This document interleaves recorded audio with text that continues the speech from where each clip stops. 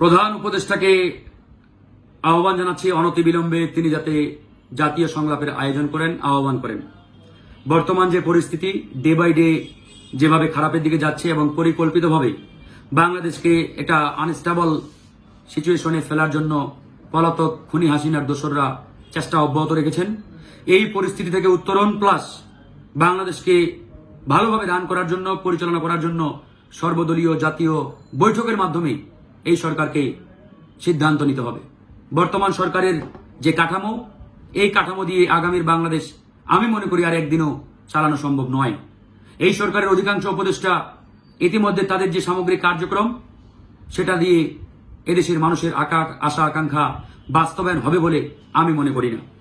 কারণ যে কোনো উদ্ভূত পরিস্থিতি সিচুয়েশন কিভাবে কন্ট্রোল করতে হয়, নিয়ন্ত্রণ করতে হয়, তার ছিটে ফোটাও এই সরকারের অধিকাংশ উপদেষ্টার সেই অভিজ্ঞতা কিংবা এক্সপিরিয়েন্স নেই। সেই জায়গা থেকে আমরা এই সরকার গঠনের পর থেকেই বলে আসছিলাম একটি সর্বদলীয় জাতীয় সরকার গঠনের কথা। গণ অধিকার পরিষদ সেই শুরু থেকেই সর্বদলীয় জাতীয় সরকারের কথা বলে আসছে বারবার, কিন্তু সরকার কর্ণপাত করেন নাই। এই জন্য আমরা মাঝে মাঝে আক্ষেপ নিয়ে বলতাম যে ওই বাসুরের কথা বাসি হলে ফলে। আজকে কিন্তু সেটাই আমরা দেখতে পাচ্ছি।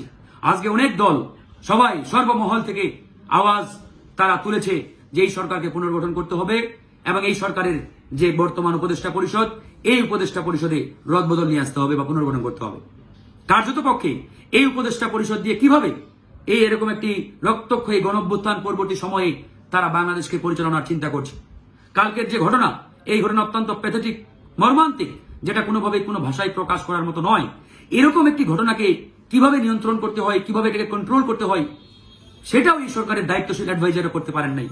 এক একজনের উদ্ভট সিদ্ধান্ত, উদ্ভট চিন্তা সামগ্রিকভাবে দেশকে, জাতিকে আবার অন্ধকারের দিকে ফেলে দিচ্ছে। জাতি যখন মারাত্মক রকমের শোকাহত, মর্মাহত, এরকম একটা পরিস্থিতিতে গতকাল কিভাবে শিক্ষা উপদেষ্টা সিদ্ধান্ত নেন যে এইচএসসি পরীক্ষা স্থগিত না করে তারা চলমান রাখবে। এই যে তাদের অদক্ষতা, এরকম অদক্ষতা দিয়ে আমি মনে করি এই দেশ চলতে পারে না।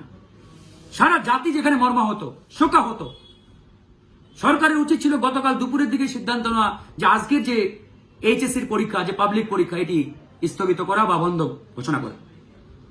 একদিনের পরীক্ষা স্থগিত করলে বাংলাদেশ 50 বছর পিছিয়ে যাবে না।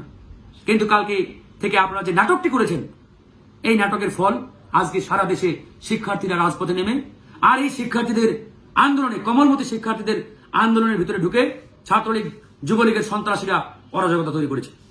সচিবালয়ে যেটি ঘটেছে এটি তো পরিষ্কার যে ছাত্রলীগের সন্ত্রাসীরা সচিবালয়ের গেট ভেঙে ভিতরে ঢুকে গাড়ি ঘোড়া ভাঙচুর চালিয়েছে।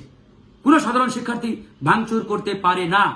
যারা করেছে তারা পরিষ্কারভাবে সন্ত্রাসী, ছাত্রলীগের সদস্য। তো এই জিনিসগুলো যদি এই সরকারের অ্যাডভাইজার, দায়িত্বশীলরা না বুঝে, তাহলে তো আসলে আমরা বলতে বাধ্য হচ্ছি যে এইসব এনজিও মার্কা লোক দিয়ে আর 1 ঘন্টাও চলতে পারে না। তো যাই হোক, আমরা সরকারকে বলবো অনতিবিলম্বে উপদেষ্টা পরিষদে রদবদল নিয়ে আসুন, পুনর্গঠন করুন এবং অতি দ্রুত জাতীয় সংলাপের আয়োজন করেন। জাতীয় সংলাপ ব্যতীত আপনারা কিন্তু এই পরিস্থিতি থেকে উত্তরণ ঘটাতে পারবেন না। আমরা গণ অধিকার পরিষদে স্পষ্ট করে বলছি, অনতিবিলম্বে জাতীয় সংলাপের আয়োজন করতে হবে। দ্বিতীয়ত, এই সরকার পুনর্গঠন করতে হবে, অন্যথায় বিপদ কিন্তু আরো ঘনীভূত হবে। ধন্যবাদ। আল্লাহ হাফেজ।